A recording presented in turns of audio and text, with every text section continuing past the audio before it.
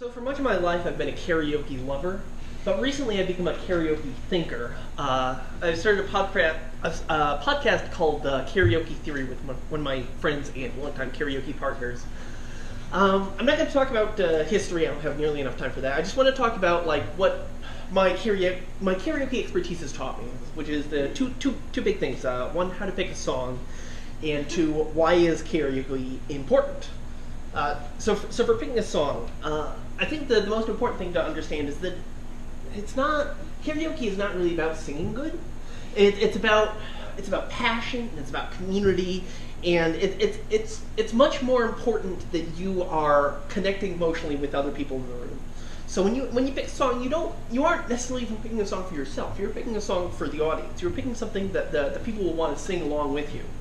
Karaoke, it's you're not trying to impress people with your exotic tastes. You're just trying to and you want to read the room. Yeah, some people are going to be really into musical theater, but like a lot of times they're not. You want to, your best bets are going to be things like 90s pop hits.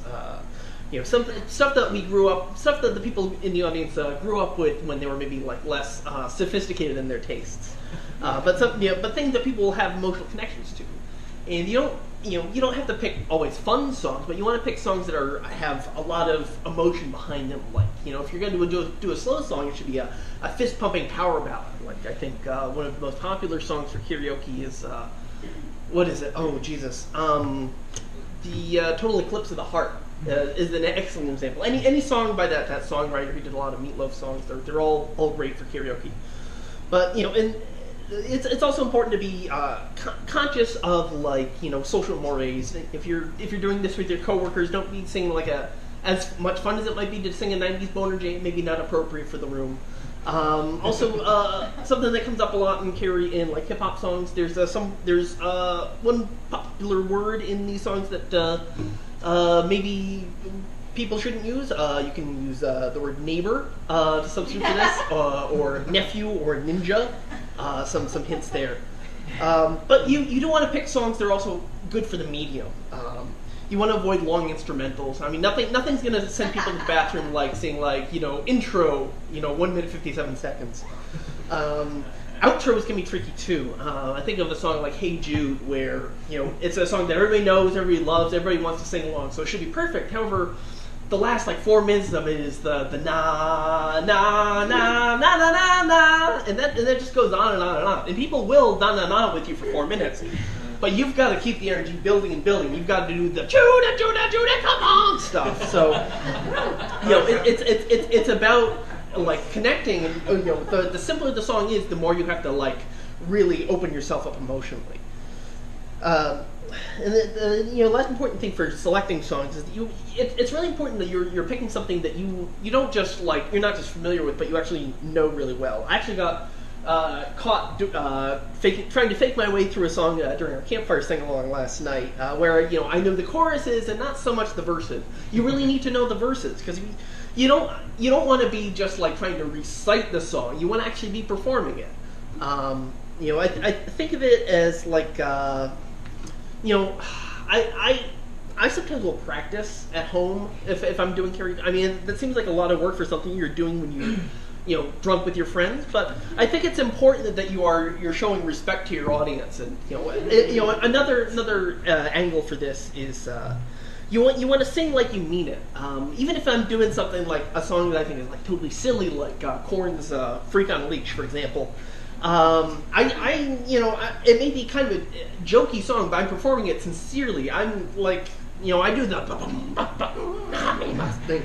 It's if you're not gonna put your effort into it, why bother? Sincerity, it's so much more fun than irony in this case.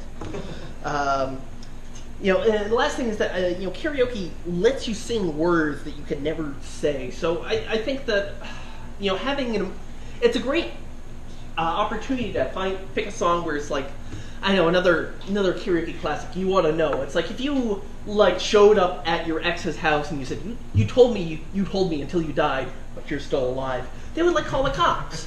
But it's totally okay to get up there and sing it and till you die, but you're still alive. And then like everybody's singing it back to you. You get this emotional back and forth, and it's karaoke is like this empathy circulation machine.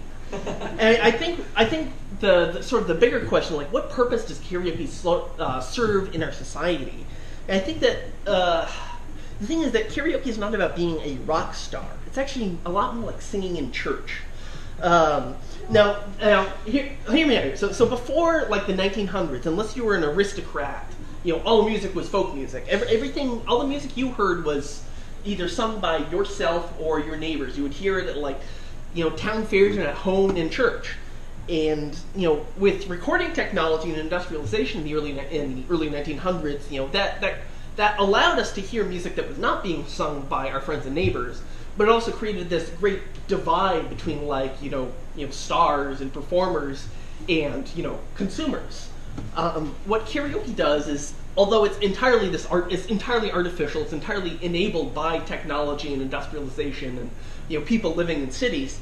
It's also it solves it, or it recreates that social musical continuity where you and your community are all singing to each other. You're all experiencing the same